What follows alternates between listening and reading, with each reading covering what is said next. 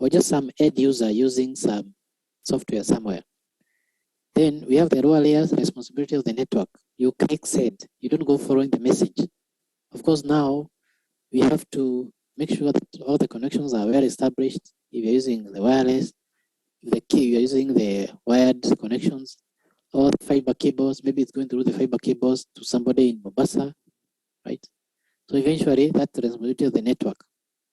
So let us start with the first layer, the layer number 7, that is the application layer.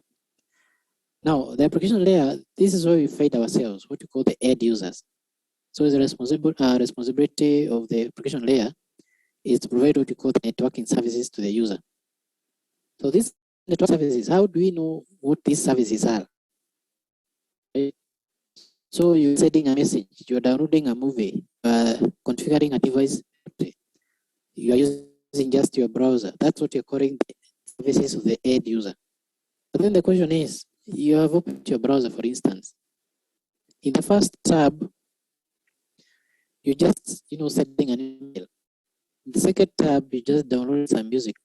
In another tab, you're doing something different. So that means what you are doing all these things different and you are expecting a response.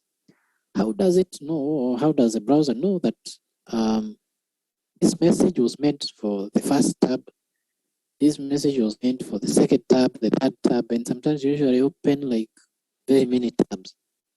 So we differentiate those services by using what we call port numbers. So every service has a unique port number.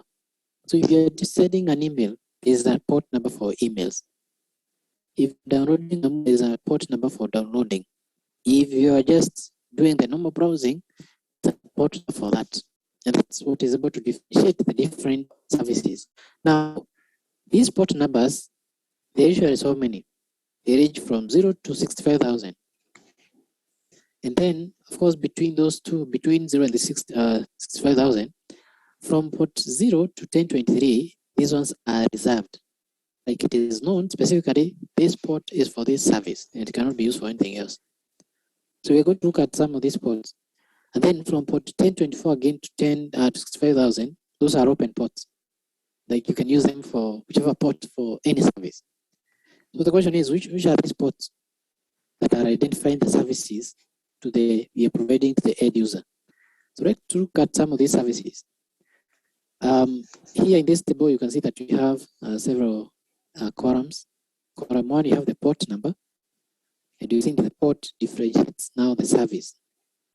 Port number 20 and 21 usually are for FTP. FTP is file transfer protocol. You are either uploading a movie or downloading something.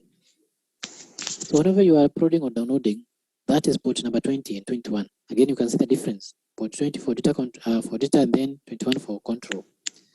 Port 22, this is SSH, the secure shell.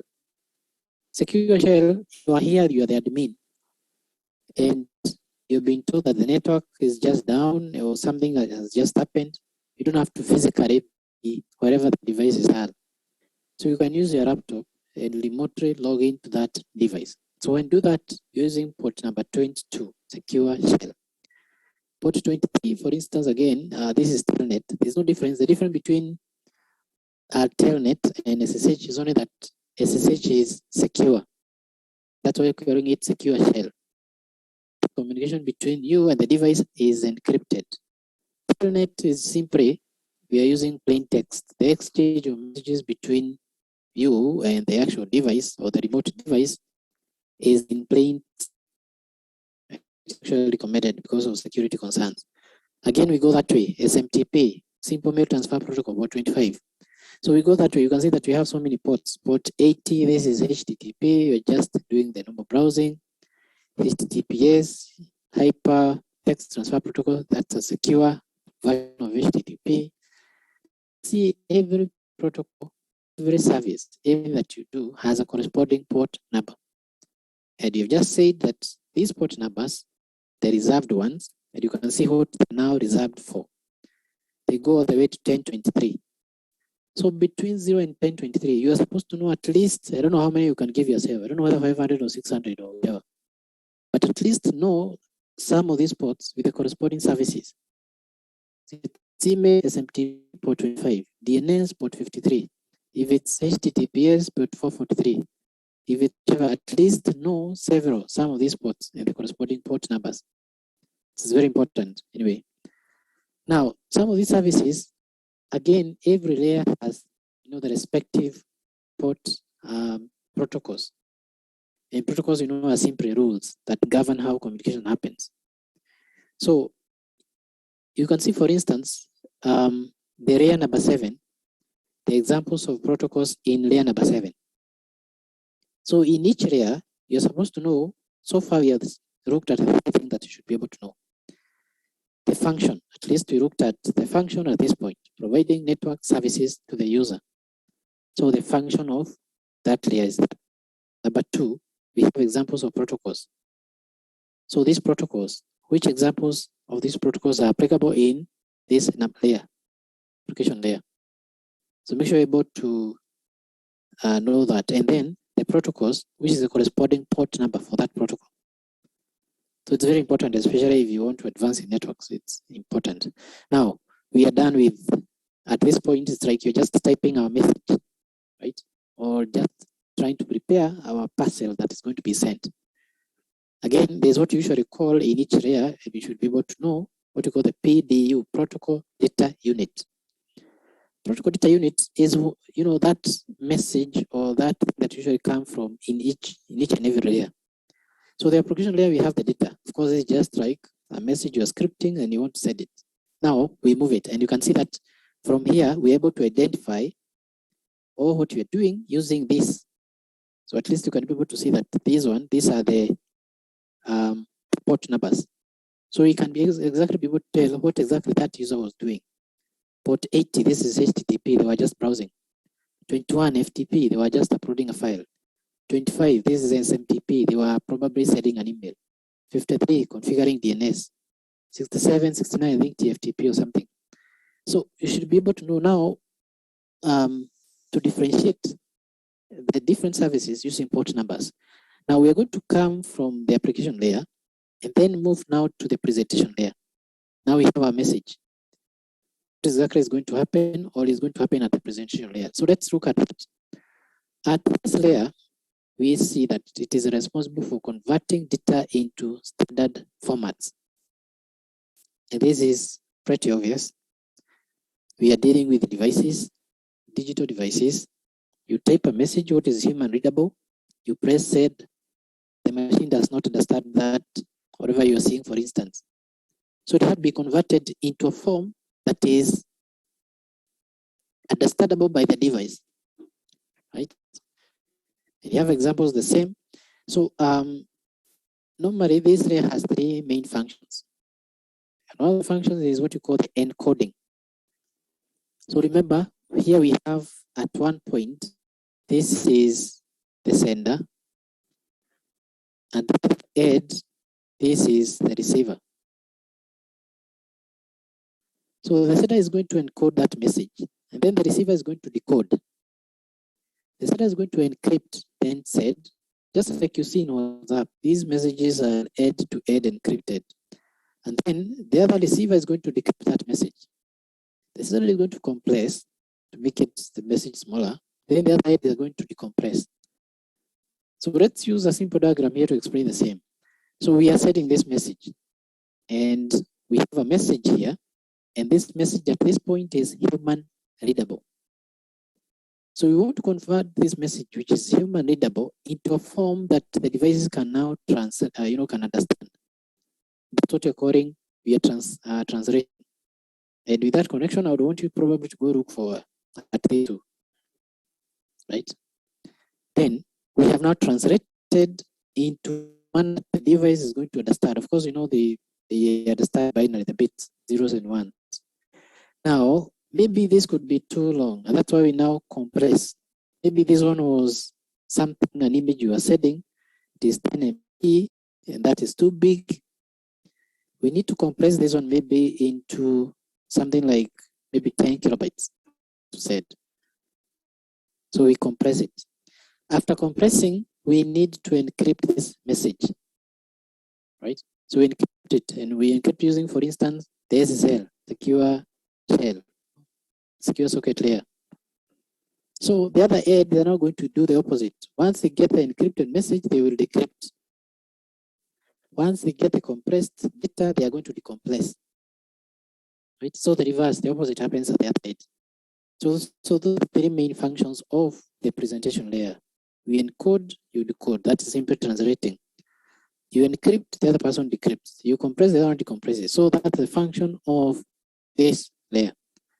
So again, I want you to know, there's something I want you again to notice, that at this point, beside the original message, nothing else has been added. So we want to trace again the things that we want you to look at. Are we adding anything to the original message? So we have the original message here, the message that you typed. So at this point, we have not added anything to this message. We have just encoded it or translated it, and then compressed it, and then encrypted. There is nothing we have added. That's why again you see that our PDU or protocol data unit is still data. Now we want to go with this data now to the third layer, number 5. So let's see what happens at that layer. So at the layer number 5, which is the session layer, is responsible for establishing, maintaining, and terminating sessions. Right? Maybe at some point you're going to do a unit called distributed systems, and likely maybe you'll cover these. These are usually topics in that. So these sessions, for instance, could be, let's say you are connecting to the database. And for you to connect to the database, there will be a session between the end user or the front end and the back end. So a session is created, or like a tunnel, an open tunnel is created for you to access the database. And then once you access it and you're done, that session is closed. Just like, for instance, you are making a call. Maybe I explain what a session would be. You take your phone and then you just dial the number and you want to call your friend. Once you start calling, you don't start talking immediately. You have to wait until connection is established. So that connection, once the other person now picks up, that's what you're calling the session. We have a session between you and that person. Now that session, until you're done talking, or maybe some other external thing, we know that anyway, you can run off to credit or something. So it has to be maintained between you and the other person. That's what you're calling the session layer. That's what you're calling the sessions. So it has to be established, it be maintained as long as you're talking, and then once you're done talking, it be terminated. So this is the same session here. Anyway, they are related. So the session that is maintained by the session layer. Now, so that's the function of session layer. Again, you see that you have not added anything at that point. So again, our PDU is what remains as data. So let's move again with this data. We have now our message, we have encrypted, we have translated, and we have compressed. And then at this point, we have opened a session between us and the other end, and it has to be maintained until we are done. Let's go to layer number 4, transport layer. So let's see what happens at this layer. This is responsible for the end-to-end connectivity, right? So what exactly is end-to-end connectivity? What exactly happens at that point? So there are several things that happen here.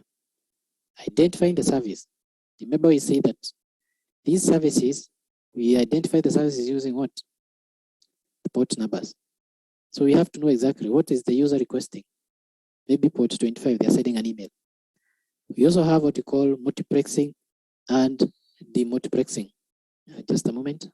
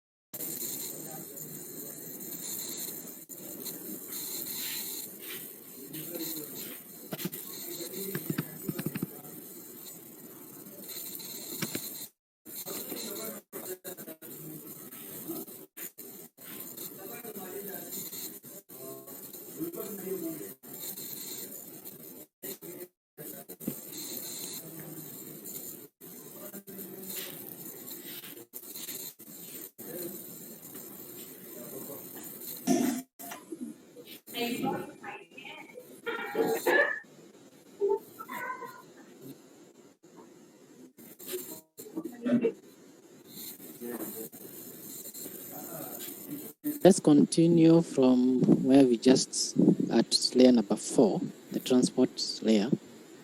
So at this layer number 4 transport layer,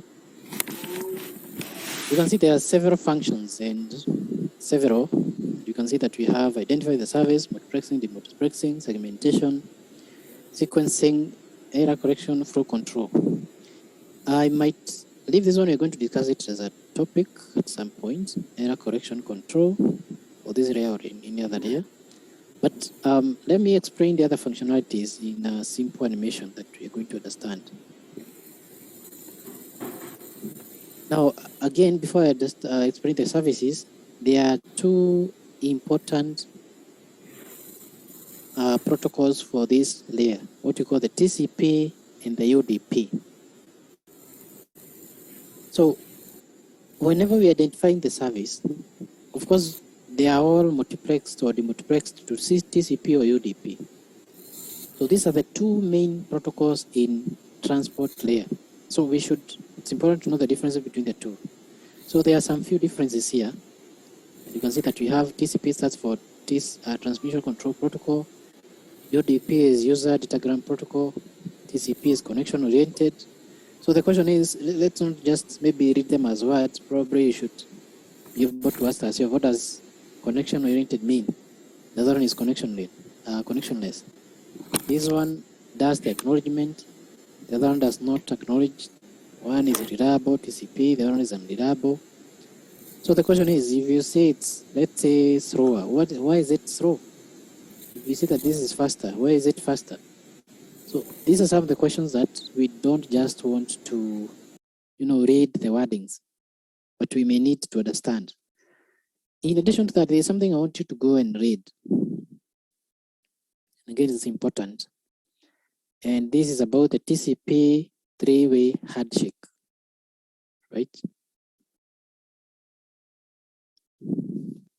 As we know the differences, you will understand the differences between the two. It's very important that you understand this, the TCP three-way handshake. So what exactly happens and what is the three-way handshake? So these diagrams are simply explaining. This is the point where we say that you want to establish a connection. Of course, it's a process that is followed. So for you to be able to better understand between the differences between the two, I would recommend you go and read more about this. Again, it's important. Now, we have come at this layer, and I want now to explain the function of that layer one by one. So there's what you call multiplexing. That's one of the functions. And what is multiplexing? You can see what is happening. Here we have 3 services, right? And you identify them by the port numbers. They are all multiplexed into TCP. TCP is port number 6. Again, you can have another 3 services. It could be 3 or more, remember? Then we are all multiplexing them into this port UDP, port 17. So there's what you call multiplexing. Multiplexing, maybe we check a simple definition of what multiplexing is. It's a topic that we're going to cover. I will not take so much on this, but maybe we get an idea of what that one is. So multiplexing in simple terms, we are sending multiple signals, right, over a communication medium that is shared. Let me just go to images. So the best example could be maybe which one? You can pick this one. So you can see that from the image that I've just loaded there, we have one communication channel, right? So we have multiple signals that has to be sent at this point. We have a multiplexer that is going to combine or multiplex these signals. And then they are all going to go through one communication channel. And you can see that the channel is subdivided, right? And then when you get the other end, we multiplex and then get our respective signals back. So that's what multiplexing is, in simple terms. So that is what one of the that happens at this point. Again, then there is another function which you call segmentation. So maybe you can load this one as a, I don't know whether you can be able to see that.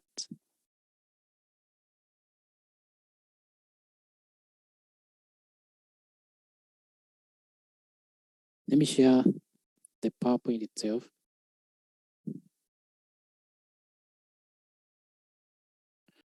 So I want to go all the way to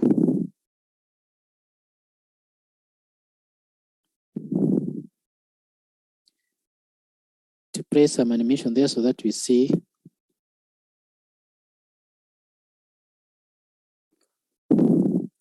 So we understand about, I hope you can be able to see whatever is playing on my screen. Now, we have said that one of the functions of transport layer is segmentation. The question is, what exactly is segmentation? Anyway, all the times whenever you set an image, whenever you set a message, it usually doesn't go like as one big message. It is usually split into, small bits, small chunks until it, receives at the other end. So this is it, right? And once we said, remember that is going to be received in an order that, just an order that is meaningless in a way. So how do we solve that problem?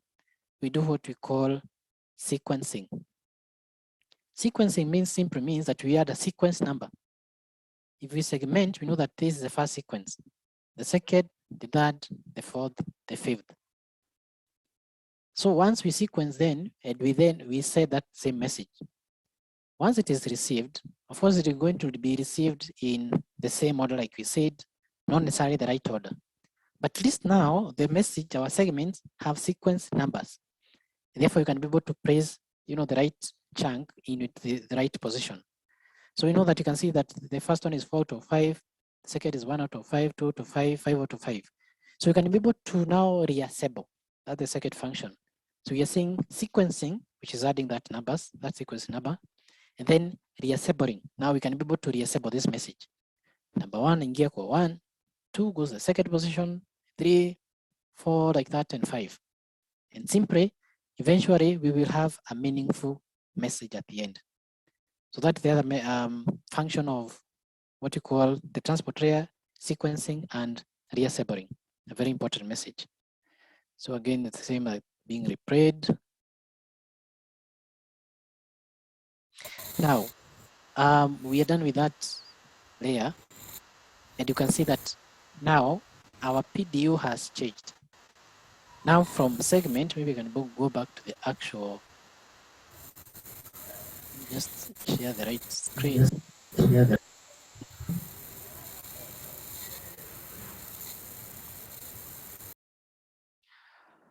So you can see now that our PDU has changed, or protocol data unit. At least there's something that has been added. And something that we have seen being added is the sequence numbers, right? And therefore that our PDU has now changed the name into a segment. Now we go to the segment into the network layer. So let's see what happens at network layer, layer number 3, very important layer. So layer number 3, network layer is responsible for providing the best path to reach the destination. So how do we get to the destination? So remember the internet is made up of millions of devices. So whenever you are setting, you are browsing, let's say, and you just type your message, it's going to go to millions of devices across it until it adds to the correct server that has the right information that you look for. Then you're going to get a feedback. So at this layer, this is the one that is responsible for looking for the optimal path. Just like you would go to a bus station. Whenever you go to a bus station or to a stage, normally the way you call them, na unaenda kwani nyumbani. Of course, you don't just board any vehicle you find there. You have to look for the one that can take you directly, the cheapest one to take you home. Let's say you are at Kutu stage. Then you're going to Nairobi. You know that there are so many ways you can get to Nairobi. You can just take an express route, or you can go through Embu, then go to Nairobi, or you go through Nyeri, go to Nyeri, then back to Nairobi, or you go to Nyeri, then go to Nyahururu, Nairobi, right? So there are so many ways in which you can get to Nairobi. So the question is, out of all those possible routes, which is the optimal route, the best route? Now, this is a question you're asking, because then just of the internet, again, we say there are millions of devices, and we want to exactly get to a destination using the optimal path. This is one of the functions of that. Again, for you to get to a certain destination, of course, you need an address. So this is why we usually add a logical address, normally an IP address. We're going to discuss about IP addresses in, I think, in our next topic. So we are adding this logical address at this point because we want you to go to Nairobi. So Nairobi is our address, our destination address. So you cannot go somewhere you don't know. So we have, again, at this point, add our destination IP, right? Of course, accompanied by our source IP. Now, the function, the device that does this work is what we call the router. So router is the one that does this, looking for the best or the optimal path. Again, in this layer, like you said, now that's a function. We also need to know the protocols. The protocols in this layer are divided into two. We have what we call the routed protocols and the routing protocols. The best example to understand this one is simply hiyo tu, umeenda kwa stage. Kuna gari yenye inakubeba, then kuna wewe. So between wewe na gari, who is routed, who is routing? Who is who at that point? So again, the same context follows here. In this area, we have these two types of categories of protocols. Some are routed, the other one is routing. So we have the IP, and you know that for the routed protocols, you have IP, IPX, and APOTOC. For the IP, again, we have two. For the IP, we have what? You have two types of IP addresses, versions, that is. You have IPv4, and then you have IPv6. And you know that, anyway, we are just mostly used to IPv4. But anyway, we know that IPv4, especially the public ones, have been exhausted. That's why we have already, the world has migrated to IPv6. Maybe we discuss that one in our IP class. The routing protocols. The routing protocols include RIP, IGRP, OSPF. OSPF here, open shortest path first. The protocol anyway. I don't know that there's a topic at that, but at least the one of the protocols that in this layer. So there are those two categories. So it's good you understand those two. Now, we have said that the function of what? The router, or the function of this network layer, is to look for the optimal path to the destination. So you are at this point, and you have just maybe Googled kyu.ac.ke. Maybe you want to log into the portal and check the notes. And we know that our server is hosted somewhere far away, a place where we don't know.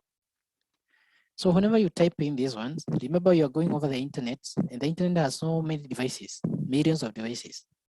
So one of the functions of the router, and probably can also play this one, slideshow from, let me share the slideshow.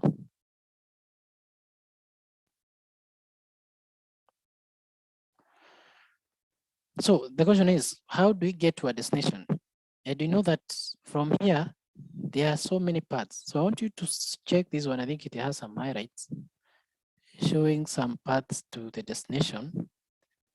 So you're here, one of the paths is that. I hope you can see the highlight, the blue thing, whatever, green or whichever color. Then this is another possible path. You can use that path. Another possible path, that's another path. I hope you can see the highlights. Another possible path, another possible path, another possible path. So you can see there are so many paths to the destination. The question is, out of all those paths, which is the most optimal? And to determine which is the most optimal, that is the work now of this device we call the router. The router uses this protocol we call OSPF. It was not that it's going to determine. The OSPF maybe we may discuss on that later, and on how this protocol is able to identify the best path to the destination. So that's just a simple animation to show you what the paths mean. So again, from there, remember, at network layer, the PDU again has changed. Why? There is something we have added. Remember, at this point, we've already added our logical address. And this logical address is the IP address, because we need to know where we're going anyway. So at this point, we have added the source IP. Of course, you know, like just like our parcel, you have to add the sender's address plus the recipient's address. Just in case the message doesn't get the destination, we can contact the sender. So we add the source IP, and then also we add destination IP address. So destination is going to help us, or that protocol, know whichever destination it is intended to the intended destination. Again, you'll see that the function of the device that does that work is the router. Of course, you as the admin have now to go and log in to the router and do the necessary configurations. So that's the network layer. Let's go, I think we're almost done with the layers. Let's go to layer number 2, the data link layer. So again, what happens at this layer? So at the data link layer, data link layer is usually subdivided into two, what we call the LHC, logical link control, and the medium access control. So at this point, we also add another address, what you call the physical address. Physical address is the MAC address of your device, what usually in summary call the MAC address. So your phone, everybody's phone has a unique MAC address. Any other device that is manufactured out there, your laptop, whichever other device, has a MAC address. So it is at this point, layer number 2, that we are adding this MAC address. Remember, there's a difference between the physical address and the IP address. IP address is not, necessarily, we don't have a unique IP for a device, but the MAC address is unique to that device. The IP address may not necessarily be unique. Remember, the IP address could be with this device now, but you can reuse the same IP address to another device. So it is not necessarily unique to that device. But the MAC address cannot be reused, right? You can't go and find that my phone has the same MAC address as your phone, or your Fred's phone has the same IP address, MAC address as your Fred's. It is not possible. So the MAC addresses are unique, and they're usually 48 bits. So it is at this point that we add the MAC address alongside other functions responsible for the error detection. What does that mean? If the message happens to be sent and it has some errors, so it is the responsibility of the data link layer to detect this error. And then if it detects, there are several ways. Either it returns the message to the sender and asks them to resend, or either there's a technique within the device to correct the error. Then, of course, the devices working at this layer include the switch. So mostly the switch, right? The network interface card and also the bridge. So probably, I think there's a topic you're going to look at, how we are able to add the switch on, the MAC address to the switch. Now, that's about the data link layer. Now again, at this point, we have added two things. At this point, we have added there's a header, these are what we call the trailer. So the header here is the MAC address, the source MAC address, and the destination MAC address. The trailer is what you call the CRC, right? On the FCS, the frame check sequence. So frame check sequence is simply uses techniques like CRC to detect the errors. Techniques like checksum to detect and correct the errors. So again, our PDU has changed into a frame.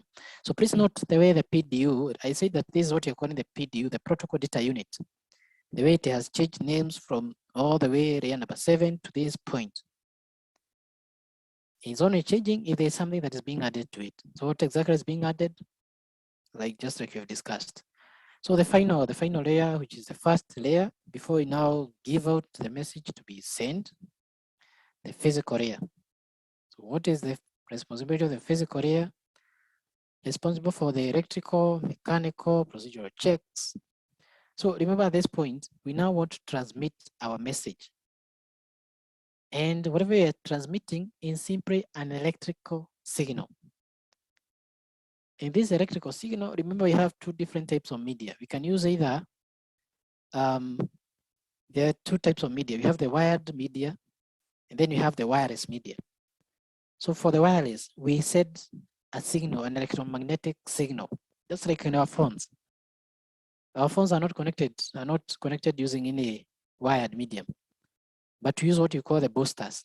So once you send a message, before it gets out of your phone, it gets out as a signal. And if you're able to see, you can be able to see the signal going to the booster, then all the way. But then again, using the guided media, you have the coaxial, you have twisted, we have fiber optic. So the message is converted, these bits, the zeros and ones, are either converted to light for transmission. Remember the fiber optic uses light for data transmission. So our bits, the binary digits, the binary bits there, will either be converted into light, or light for transmission through the fiber optics, or to just an electromagnetic signal or a radio wave to be converted to be transmitted using the radio waves, or a microwave to be transmitted through the satellites, or just an electrical pulse to be transmitted using the coaxial and the twisted pair. Remember, those two use copper wires inside.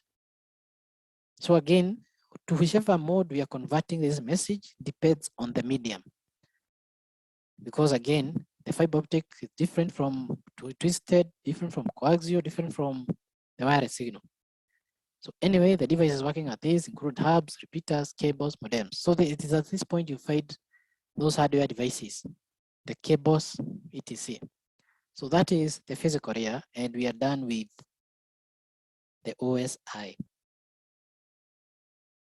And the PDU for this layer is what you call the bits, because it's at this point that we are converting our message now into bits. We now transmit the zeros and ones using those whichever type of media that we have discussed.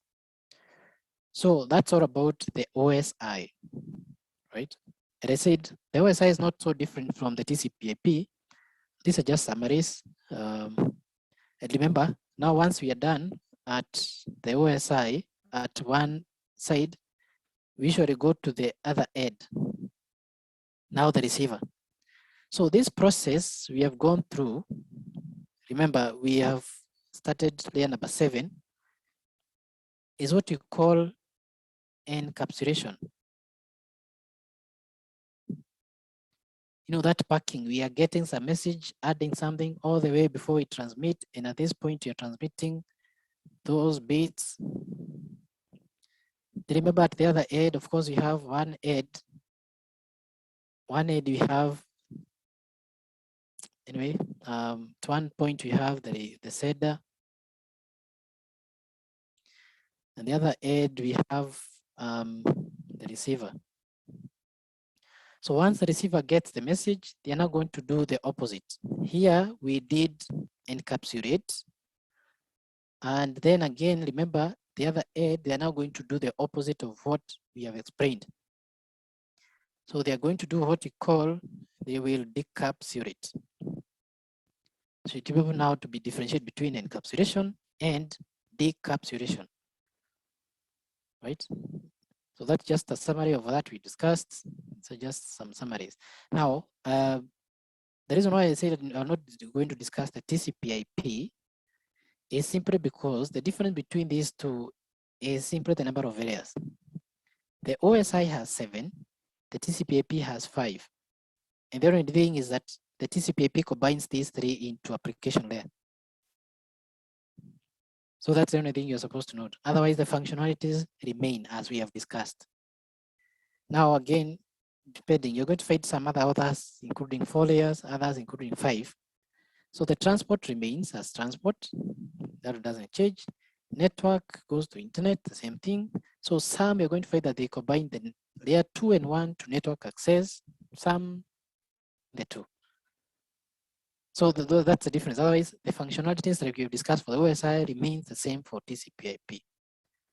Anyway, that's all about our today's class, transmission media and the OSI. Any questions or comments?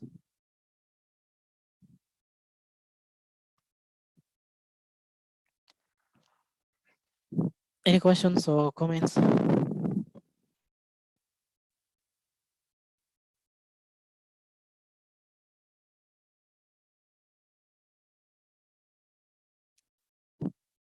So please make sure that you also take attendance.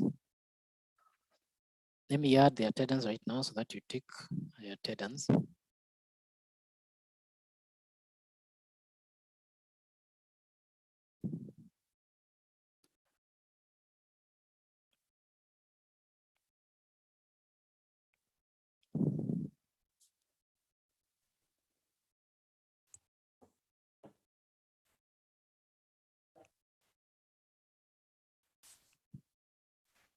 Between TCP and OSI, we usually use TCP.